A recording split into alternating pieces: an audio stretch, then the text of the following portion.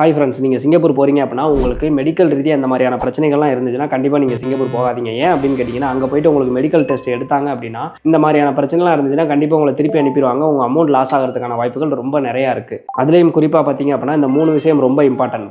இதில் ஃபஸ்ட்டு பார்த்தீங்க அப்படின்னா காது கேட்கறது சொல்லலாம். குறைஞ்சது 2 மீட்டருக்கு அங்கிட்டு இருந்து பேசினாலும் உங்களுக்கு காது கேட்குற மாதிரி இருக்கணும். அப்படி உங்களுக்கு காது கேட்கல அப்படிங்கிற பட்சத்தில் உங்களை டிபோர்ட் பண்ணுறதுக்கான வாய்ப்புகள் ரொம்ப அதிகமாக இருக்குது.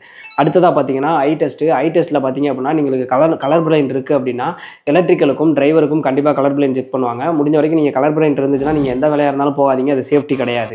மூணாவதாக பார்த்தீங்க அப்படின்னா உங்களோட ஐ பவர் 6/12, அதாவது 6/12.